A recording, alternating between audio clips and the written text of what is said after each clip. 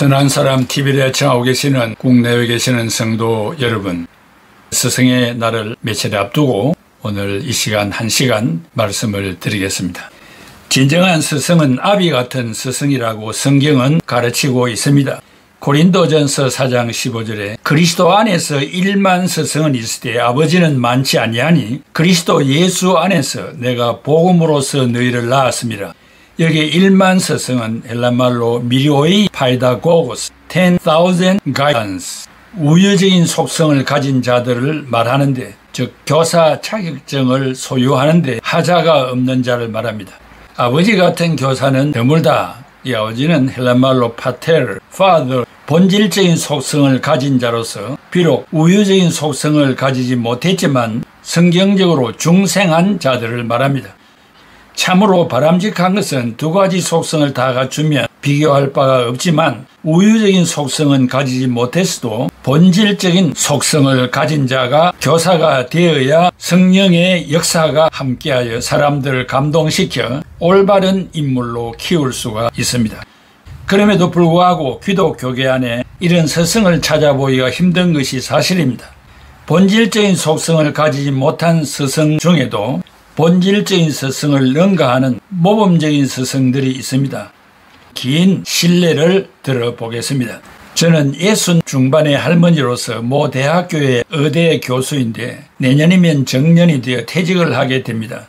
그동안 제가 사람답게 살게 되었고 대학 교수까지 될 수 있었던 사연은 스승을 잘 만난 결과입니다. 저는 두메 산골에서 태어나서 아주 어릴 때부터 장작 뗄 나무를 해오고 집안 흐드렛일을 도우면서 살았습니다. 우리 집은 너무 가난하였고 부모님은 완고하여 여자애는 공부할 가치가 없다고 생각했습니다. 하지만 저는 집안의 흐드렛일을 하는 것보다는 책을 읽고 산수 문제를 푸는 일을 좋아하는 공부에 흥미가 있었습니다. 그리하여 남몰래 가까이 있는 학교를 찾아가서 창문을 들여다보며 귀를 기울여 국사를 알게 되었고 한글을 익히고 산수를 공부하다가 쫓겨나기도 하고 부모님에게 잡혀와서 혼쭐이 나기도 했습니다. 한번 들은 것은 잊어지질 않아 사실 그대로 반복을 할 수 있었습니다. 아버지는 유교풍의 완고한 성품을 가져 계집애가 공부해서 무엇을 할 거냐며 살림이나 잘 배우라고 하였습니다.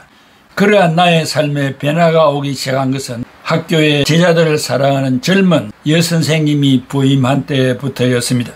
시내에 있는 유일한 중학교에 부임하신 여선생님은 제가 초라한 산 기슭에서 쑥을 뜯다 말고 누가 두고 간 책을 읽는 것을 보시고 학교는 못 다니지만 학구열이 있는 것을 아시고 공부를 가르치기 시작하셨습니다. 순정아, 지금 당장은 이것이 너에게 쓸모없는 것 같아도 언젠가 분명히 도움이 될 날이 올 것이야. 네가 노력하는 만큼 네 인생에게 기회는 찾아올 것이다. 선생님도 공부 못하게 하는 부모님의 눈을 피해가며 열심히 공부해서 대학을 졸업하고 선생님이 됐단다 하고 말씀해 주셨습니다. 저는 그때부터 밤마다 몰래 걸어서 20분 거리에 있는 선생님 댁으로 가서 국어, 산수, 도덕, 사회, 자연 등 다양한 과목들을 배웠고 열심히 공부한 덕에 중학교 과정도 무사히 마칠 수 있게 되었습니다. 그러다가 엄마한테 들키고 말았습니다. 선생님 댁에 가려고 막 집을 나섰을 때였습니다. 엄마는 아버지한테 말하지 말라고 싹싹 비는 저를 보며 한숨을 쉬시고는 들키지 않고 끝까지 할 자신이 있으면 그렇게 하고 자식이 좋아하는 것을 부모도 못 시켜주는데 생전에 모르는 선생님이 다 해주신다는데 어떻게 안 된다고 하겠냐. 기왕 할 것이면 내 목까지 다 하거라. 어머니도 못 배운 것에 대한 한을 가지고 살고 있으니까 몰래 다닐 수 있게 해 주셨습니다.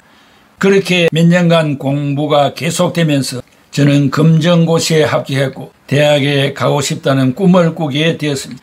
하지만 현실적으로는 어려움이 많아서 엄두가 나지 않았습니다. 공부할 시간도 많아야 하고 문제집도 살 돈도 있어야 하고 그저 막막하고 걱정하는데 선생님은 어머니를 만나셔서 저의 미래를 상담하여 주셨습니다. 순정이는 정말 똑똑해요. 누구보다 이해력도 빠르고 머리도 좋고 굉장히 성실하고 이런 애가 공부를 안 하면 누가 하겠어요. 부디 어머님께서 순정이가 대학에 갈 수 있도록 도와주세요. 그 말을 들은 어머니는 한동안 고민하셨습니다. 그리고 결국에는 저를 밀어주기로 결정하였습니다. 아빠 몰래 집안일 하는 시간을 공부하게 해주셨고 문제집 살 돈도 주셨습니다. 그 돈이 충분치 않았기 때문에 저는 선생님의 도움을 받아야 했습니다. 두 분은 그렇게 뒤에서 조용히 제 앞날을 위해서 지원을 아끼지 않으셨습니다. 저도 그런 어머니와 여선생님께 보답하고자 하루 10시간을 공부했고 그러다 보니 산수에서 수학으로 점점 더 높은 경지의 문제를 풀어야만 하는 것들이 많아졌습니다. 한 번은 선생님이 갖다 주신 유명한 학원 모의고사 문제를 주시면서 스스로의 능력으로 풀어보라고 하셔서 집중하여 풀었는데 딱 2문제만 틀렸고 모두를 잘 풀어 칭찬을 듣게 되었습니다. 학원에서 공부 잘하는 고3들도 어려워하는 시험이라고 하시면서 분에 넘치는 칭찬을 해 주셨습니다. 선생님은 그봐 너는 이렇게 할 수 있을 것으로 나는 알고 있어서 이 결과가 공부에 재능이 있다는 뜻이야. 거기다 너는 아주 열심히 노력하는 힘까지 있잖아. 선생님 제가 정말 서울에 있는 대학에 갈 수 있을까요? 이 시험 성적을 보고도 모르겠어? 너는 이미 전국 우수 학생의 수준급이라고 라며 저를 격려해 주셨습니다. 저는 선생님의 말씀에 힘을 얻어 더 열심히 공부할 수 있었습니다. 그리고 저는 선생님 말씀대로 서울에 있는 모 대학교 의과대학에 합격할 수 있었습니다. 저는 너무 기뻐서 어머니와 선생님의 손을 잡고 팔짝팔짝 뛰었습니다. 엄마는 너무 좋아서 눈물을 훔치셨고 선생님도 진심으로 축하해 주셨습니다. 하지만 문제는 아버지인데 아버지는 어디 여자애가 혼자 서울에 올라가냐며 펄쩍 뛰셨습니다. 그리고 쓸데없는 일에 시간을 낭비했다고 아끼던 책들을 다 버리셨습니다. 저는 너무 속이 상한 나머지 아버지를 원망하며 가출을 결심했습니다. 오빠들은 아버지가 다 밀어줘도 못 간 대학을 나는 입학했는데 왜 나에게는 안 된다고 하는 것일까? 아버지가 밀어준 것도 아닌데. 그렇게 저는 몰래 짐을 싸서 새벽에 기차역으로 갔습니다. 그런데 거기에 선생님이 나와 계신 것이었습니다. 순정아, 이런 식으로 가면 안 돼. 네가 잘못한 게 없는데 왜 집을 가출하니? 나가더라도 떳떳하게 모두의 박수를 받으면서 떠나야지. 지금 네가 이렇게 무작정 서울에 가면 누군가가 받아줄 것 같은 지금 그러지 말고 집으로 돌아가자. 안 그러면 네가 지금까지 노력한 것이 다 헛수고가 되는 거야, 알겠지? 선생님은 공부만 하면 된다는 출세지향주의자가 아니라 인성을 갖춘 자로서 사람의 도리를 먼저 해야 할 것을 가르쳐 주셨습니다.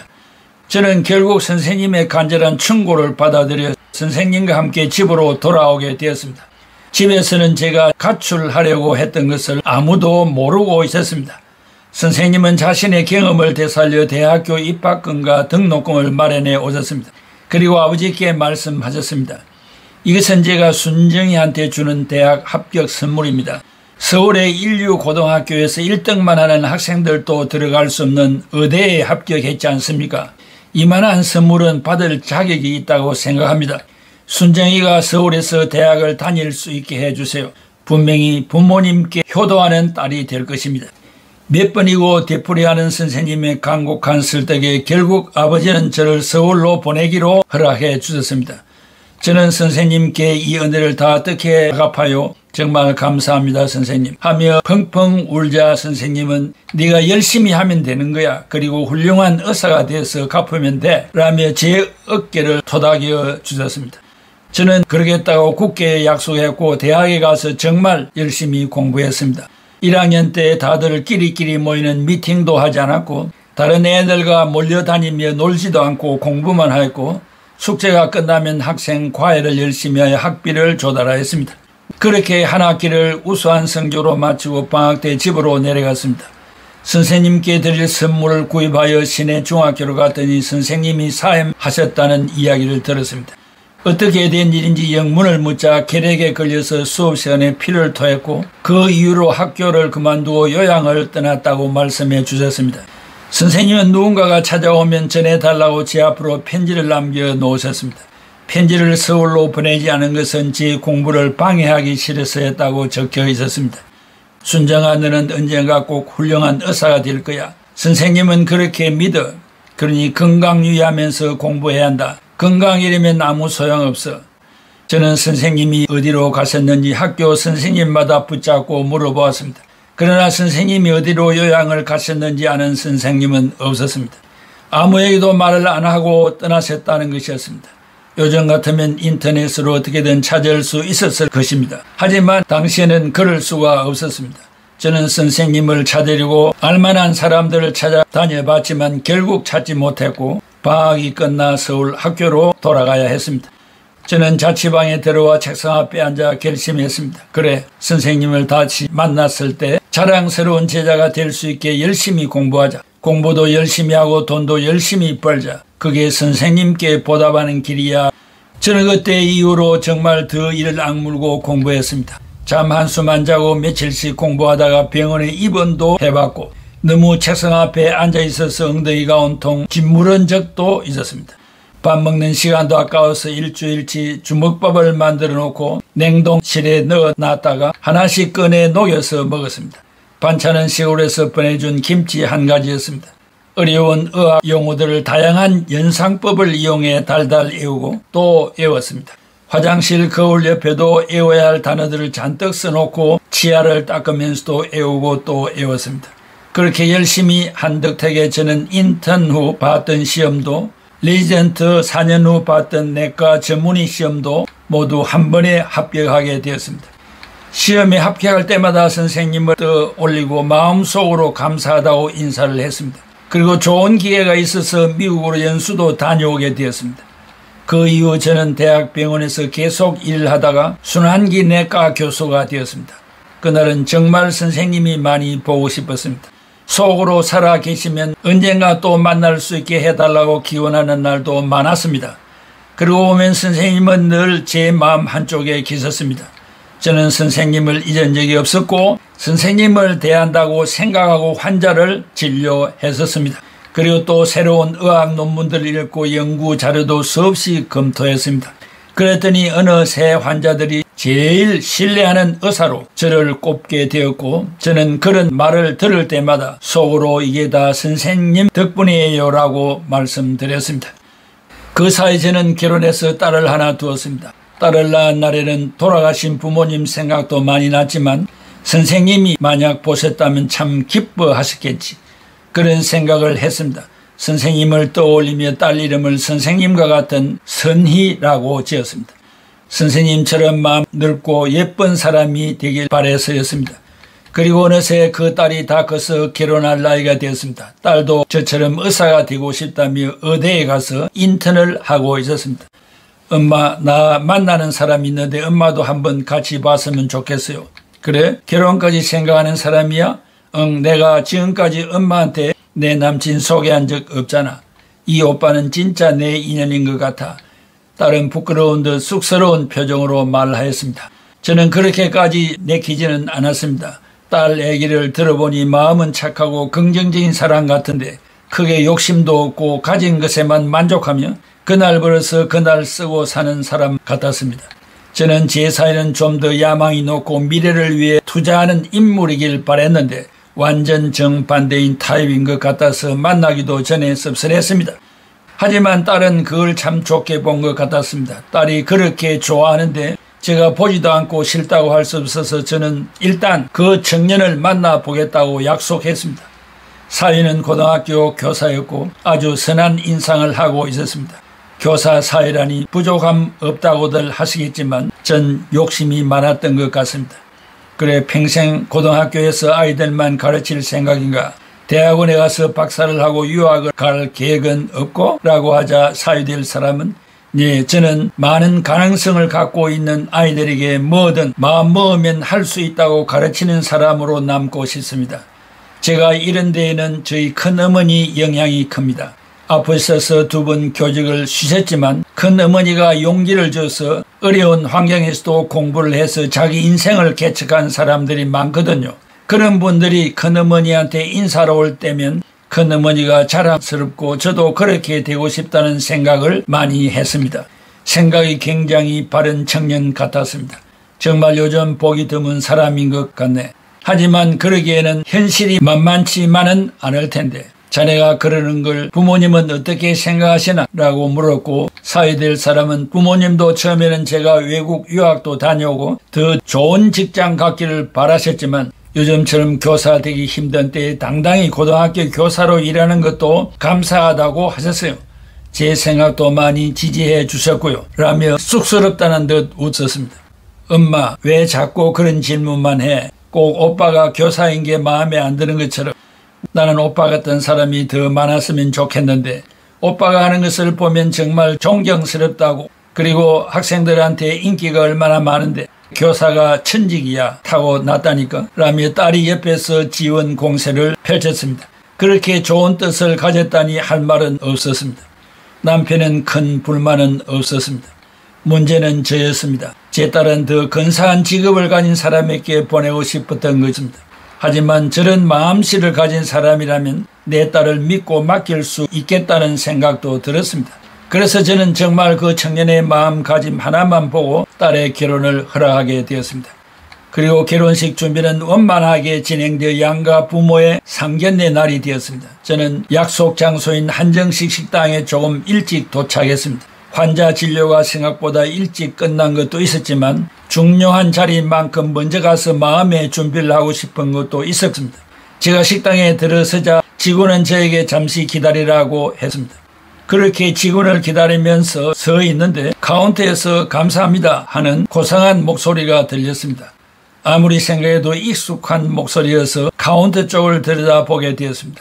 그랬더니 저보다 10살은 많으신 것 같은 여자분께서 우아하게 머리를 틀어 올리시고 앉아서 계산을 하고 있었습니다. 저는 자꾸 어디서 본 것만 같아 가까이 다가갔습니다. 네, 무엇을 도와드릴까요? 저를 본 여자분이 미소를 지으며 그렇게 물으시더니 한참 저를 쳐다보셨습니다. 저도 한참을 바라봤습니다.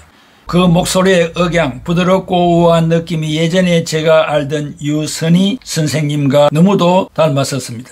저는 떨리는 목소리로 혹시 유선희 선생님 아닌가요? 라고 하자 그분도 너 순정이니? 라고 물으셨습니다. 그 자리에서 눈물을 터뜨리고 말았습니다.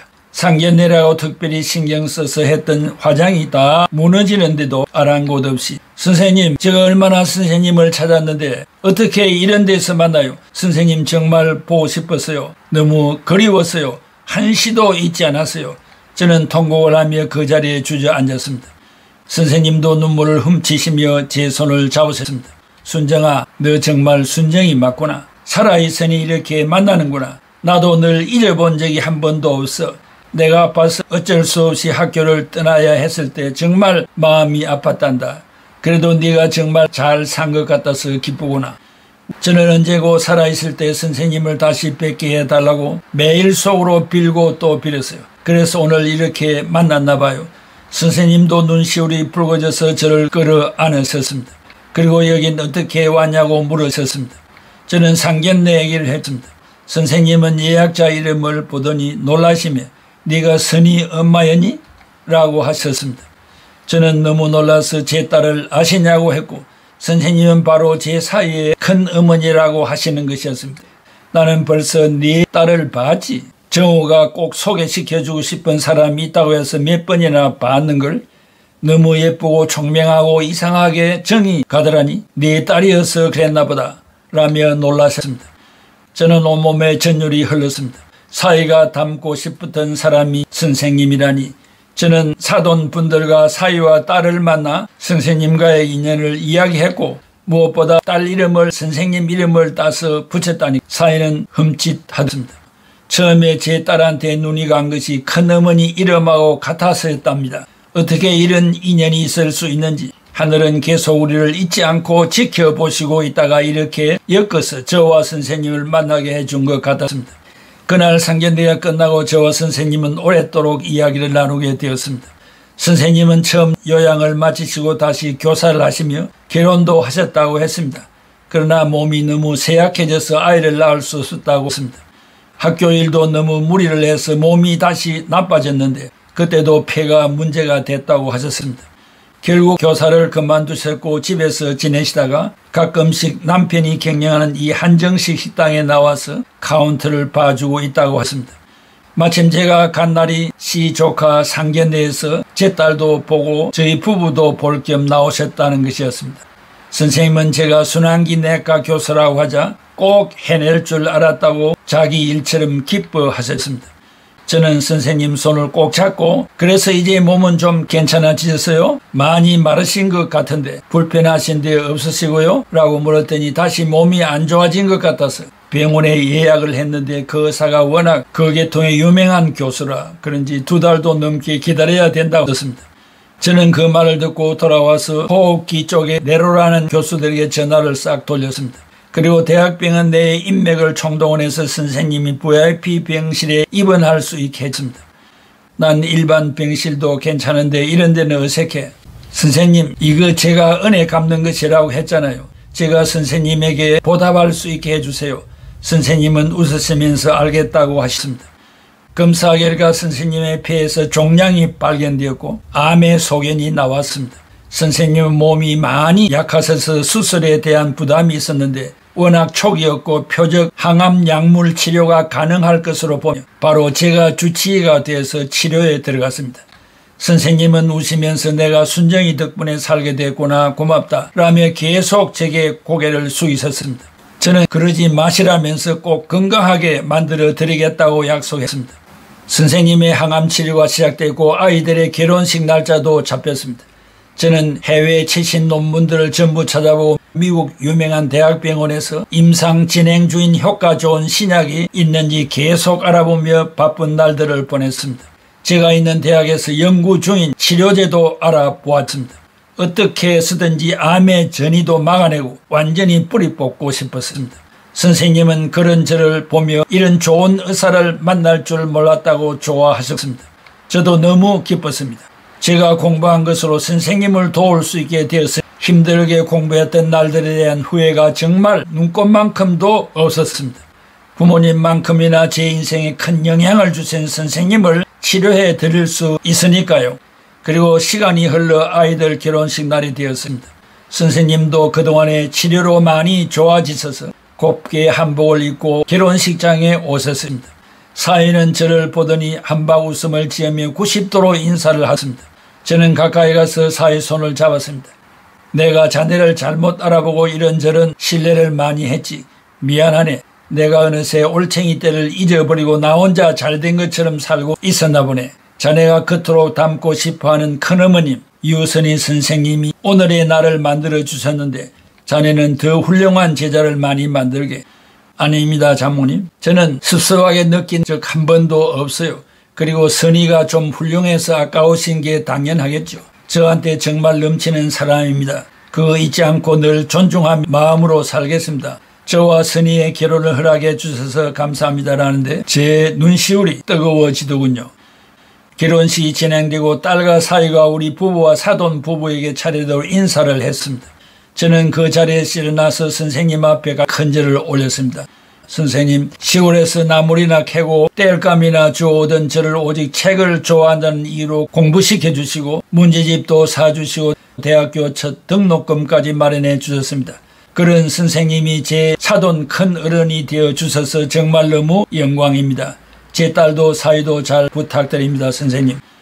행복한 딸의 결혼식을 울음바다로 만들어 너무 미안했지만 저는 그렇게라도 공개적으로 사람들 앞에서 선생님께 인사드리고 싶었습니다.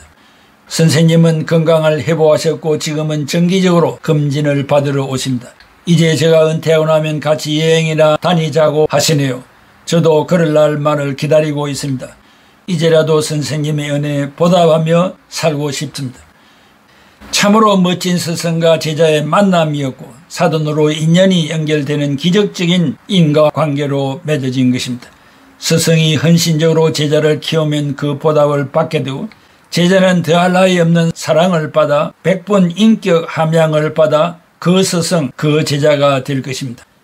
오늘의 학원에 이런 스승과 제자가 재탄생되기를 바랍니다. 기도하겠습니다. 고마우신 아버지 하나님, 은혜와 사랑을 감사합니다. 그리스도 밖에 있는 자들도 혹한 안에 있는 자들보다 더 월등한 인성을 갖춘 자들도 있습니다. 그러나 우리들은 초월적인 성령의 역사 속에서 살아가면서도 이들보다 못한 삶을 살아서 되겠습니까? 일만 스승이 아니라 아비 같은 제자, 아비 같은 스승이 되어서 제자를 양육하고 스승을 존경하는 이 사회가 되며 연장자를 높이고 존경하고 순종하고 공경하는 한국 사회가 되게 하여 주옵소서. 예수 그리스도의 이름으로 기도하옵나이다. 아멘.